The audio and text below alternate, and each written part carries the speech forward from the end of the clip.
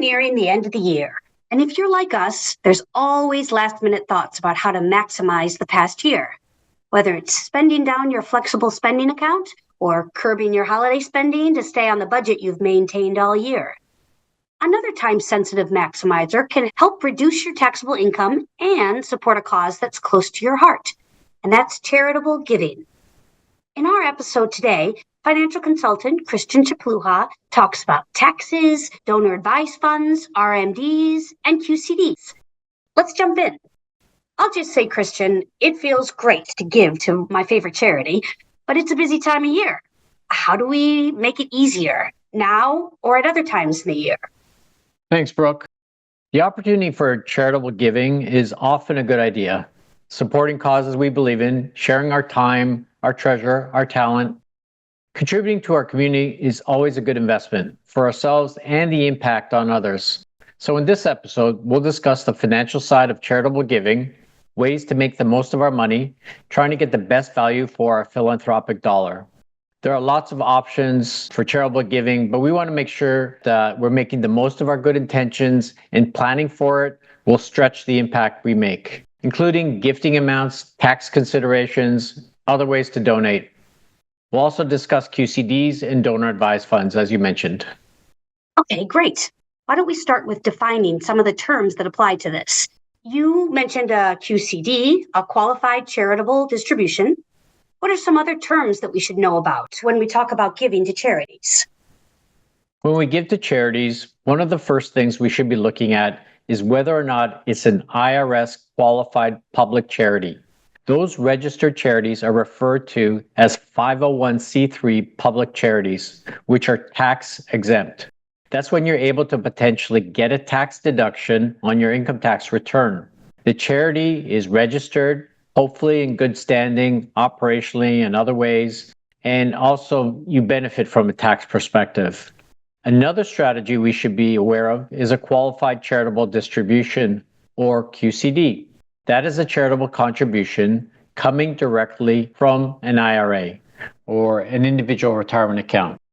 Individuals 70 and a half or older are eligible to donate to one or more charities directly from their IRA versus taking a distribution and then donating. Where this is beneficial is that a QCD avoids income received and subsequently reported on your income tax return, which can result in a higher tax bracket. A higher tax bracket might limit tax deductions due to phase-outs, and sometimes can result in maybe higher Social Security taxes or higher Medicare premiums. But you need to ensure that your charity accepts QCDs. And what is a donor advised fund? A donor advised fund is an investment account that enables donors to fund charitable gifts and get a tax deduction in that year. Both cash and securities are eligible for giving, and those monies can be invested and benefit from tax-free growth. You can also distribute the funds to your favorite charities over time if you choose. Bundling multi-year donations could also help with income tax deductions over and above your standard deduction, potentially resulting in additional benefits. But please make sure to check with your CPA on all of these topics, including QCDs, donor advised funds, and anything else we discussed today. Well, that sounds like a good way to set it and forget it. So you're donating all year round, and it's not a lump sum at the end of the year that you might forget in the bustle of the holiday season. How do you set one up? That's a really good point. Making giving easy for ourselves so we don't forget to donate during a busy holiday season is a good idea. The first step is to select a sponsor. And that could be through your investment advisor, your financial consultant here at ARIS, or any other financial institution. Next step is to complete the application and paperwork, working with your advisor to select an investment strategy. You'll want to fund the donor advised fund, monitor it. Lastly, arrange for gift amounts to your charitable list based on your goals. But bear in mind, that's an irrevocable decision. What this means is that you can't turn back once you put the money into a donor advised fund. Think of it similar as donating a box of household goods. You can't get that back once it gets handed off. In that case, do you mean a lump sum Or if you choose to do a monthly donation, is there a chance to turn that off if you want to? You could do either. You'll want to coordinate any giving activity with your overall budget, your goals, and also manage the execution of the donation. Donations can be structured as a lump sum or periodically, but remember to consider tax deductibility in the context of your financial plan. Again, check in with your CPA or tax preparer. You talked about a sponsor earlier. Can we go back to that and help us understand that? That's basically a tax-exempt charitable organization, a private fund that manages the money. You can pick the investment strategy based on your goals and risk tolerance, but the sponsor manages it day to day. So the choice is to fund the charity directly or indirectly through a donor advised fund, and then distribute those funds on a discretionary or calendar basis. Investors are often looking to bundle that contribution with donor advised funds and itemize that deduction on their income tax return and then donate over time through the fund. And what are some of the ways that you can utilize your investments to donate, like IRAs, life insurance policies? What are some common ways that people funnel money into a charitable donation? Earlier, we discussed donating directly from that IRA, the Qualified Charitable Distribution, or QCD. Remember that it counts towards your RMD, or your required minimum distribution. The custodian mails a check to the charity. This can be done with a traditional inherited rollover SEP or simple retirement plan, but it cannot be done through a Roth IRA. So to clarify, 501c3 is the indicator of an approved charity, one that has gone through the approval process to become a nonprofit? Exactly. It's qualified and approved. You will potentially get the tax deduction, but there are other ways to think about donating. Life insurance is another way to donate. Making the charity the beneficiary of the death benefit, making it part of your estate plan. Sometimes this happens when people are single, there are no children in the immediate family, but they still have charitable intent, or maybe the kids don't need the money because they've already done well financially. When we all pass away, the money is going one of three places, as you might have heard. It's either going to our friends and family, charity, or the IRS. Thinking about the giving strategy throughout your life and as part of your estate plan is always prudent. Talk to me about how I can take advantage of my company's matching donations. At our employer, Alliant Credit Union, the Alliant Foundation serves organizations that support digital inclusion, providing reliable broadband, digital literacy resources, technology equipment, things like that. A lot of companies I know have matching grants like Alliant Credit Union. What's the first step to take advantage of that benefit?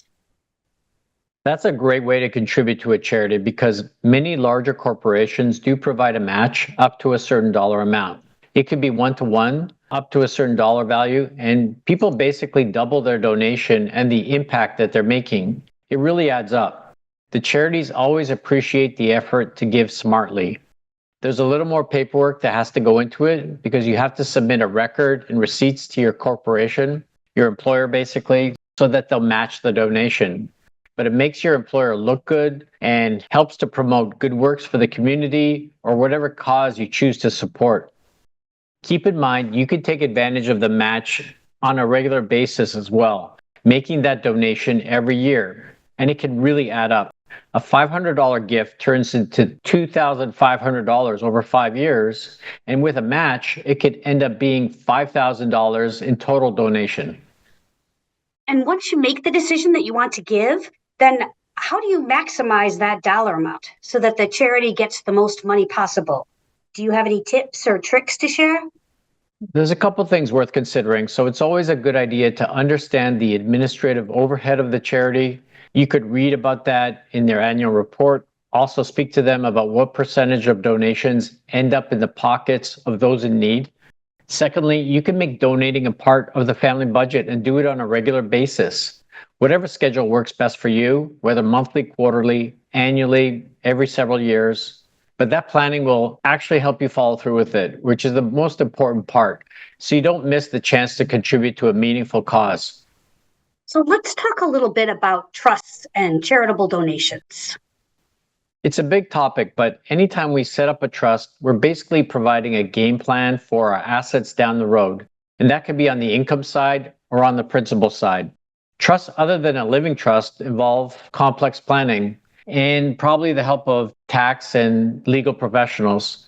Trusts can also be used for donating to charitable causes, but again requires that coordination and planning, including how to fund the trust.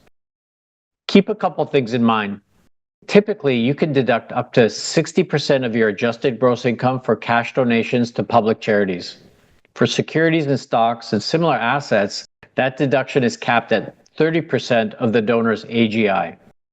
There's some carry forward opportunities for excess deductions, but again, watch your standard deduction like we talked about earlier, whether you file single or married jointly, so that you can optimize your giving strategy. Itemized deductions can include state taxes, local taxes, mortgage interest, gifts to charities, and medical and dental expenses. They're all included on Schedule A. Okay, good. Now, everyone hears about bundling from insurance commercials, so maybe you bundle your donations too? Let's say I don't have a particular cause that I'm tied to, but I do want to make an impact. Maybe there's a natural disaster and I want to help. How do I know which organization to trust and who to choose? My first piece of advice would be to donate to a place that's in your community and that you're familiar with, or something you really believe in. That could be your local church, hospital, or school. Those are all great ways to donate. Also dropping things off at the thrift store. And you can also consider, like you mentioned, natural disasters, floods, any international causes that you believe in, all great places to make an impact.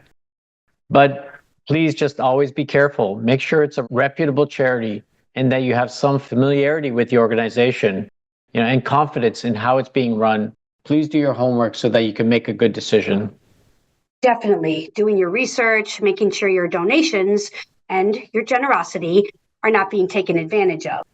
Exactly. Remember all the things we talked about today. Maybe maximize your impact by that matching donation. Keep good records for your income tax return and stretch those dollars as far as possible. So when it comes to tax time, make sure to keep your donations organized and put them into a file. It's critical to keep those records up to date. Either give your receipts to your CPA or keep track of them on your own.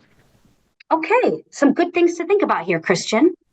As you know, we always like to end our episodes with a bit of savvy advice. What do you have for us today about giving to charity? The biggest idea would be to make charitable donations part of your financial plan, making a regular commitment to your favorite cause, hard-coded into your budget, whether that's $10 or $100 a year, some other dollar value. Don't wait too long and put it off. Small gifts go a long way. And it could be a great way to involve your children so they can learn about it and pay it back and maybe pay it forward. And it feels good. And yes, it always feels good. It feels good just talking about it. It totally does. And it being the end of the year, it just makes me think about getting all my stuff together and getting organized for the new year. Switching to my winter clothes, getting rid of my son's clothes that he doesn't fit into, just clearing out household things and making sure they go to the right place. Taking care of others during this season and beyond. Excellent. Well, thank you, Christian. I wish you and your family happy holidays. Thanks, Brooke. You as well. You can find episodes of Invest Savvy on all major platforms or on our website. Please follow us on Facebook, LinkedIn, and YouTube for new episodes and educational webinars and articles. Just search for ARIS, ARIS.Alliant, to like and follow. Our team is available to help you with your financial plan. Visit our website to contact a financial consultant.